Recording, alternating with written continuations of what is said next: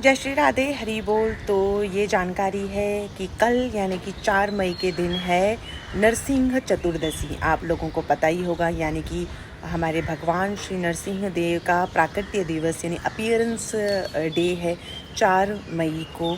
और अगर आप ये सेलिब्रेट करना चाहते हैं तो आपके नज़दीकी जहाँ पे आप रहते हैं, अगर वहाँ पे इस्कॉन टेम्पल है तो आप ज़रूर जाइएगा।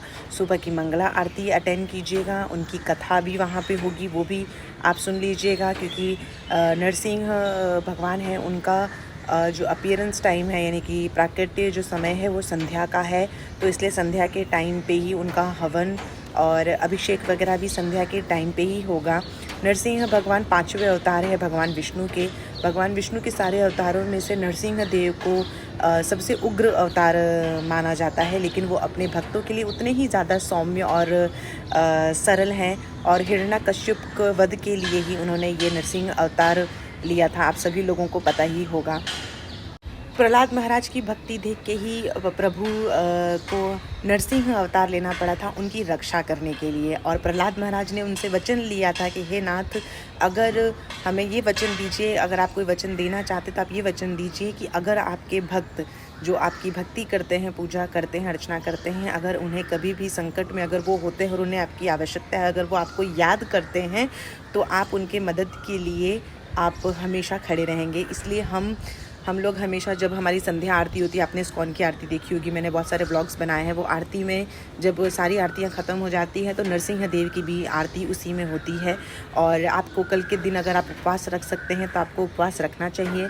और अगर आपके नज़दीकी जहाँ पे आप रहते हैं अगर मंदिर नहीं है नरसिंह देव का तो कोई बात नहीं है, आप भगवान श्री कृष्ण का भी आशीर्वाद ले सकते हैं। आप घर पर ही महामंत्र का जाप कर सकते हैं, हरे कृष्ण कृष्ण कृष्ण हरे हरे, हरे राम राम राम हरे हरे, ये मंत्र है। और अगर आप भगवान नरसिंह देव का कोई कवच मंत्र याद करना या पढ़ना चाहते हैं तो वो है उग्रम वीरम महाविष्णुम ज्वलंतम सर्वतोमुखम नरसिंहम भीषणम भद्रम मृत्यु और मृत्युम नमाम्यहम।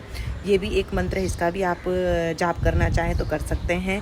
और अगर ये नरसिंह देव की जो बात है कि हमारे में कहते हैं कि सारे वैष्णव जितने भी हैं वो कहते हैं कि अगर आप कभी भी संकट में हैं, आपको कोई भी दुख है, आपका मनोबल कम हो रहा है, भगवान के इस रूप यानी कि नरसिंह देव की आराधना करने से इंसान का मनोबल बढ़ने लगता है। क्योंकि उन्होंने वचन दिया है प्रहलाद महाराज को, और प्रहलाद महाराज जैसा उनका कोई भक्त भी नहीं है, आपको ये पता ही होगा।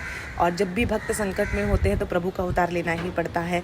और अगर आपको लगता है कि आपका कहीं से भी आपका मानसिक संतुलन या तो आपके दुश्मन बहुत ज़्यादा, आपके अंदर भय है, आपके अंदर मतलब वो कॉन्फिडेंस अगर नहीं है, तो आप नरसिंह देव को याद कर सकते हैं, उनकी आरती कर सकते हैं, उनका कोई भी जाप अगर आप करना चाहें तो वो कर सकते हैं। नहीं तो हरे कृष्ण महामंत्र का जाप तो सब चीज़ का इलाज है ही।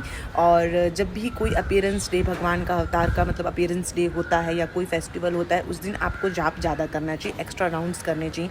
जैसे कि हम लोग 16 करते हैं तो अगर कल है तो कल हम बढ़ा देंगे, 4-5 राउंड और ज़्यादा करेंगे, कम से कम 21 राउंड करने की कोशिश करेंगे।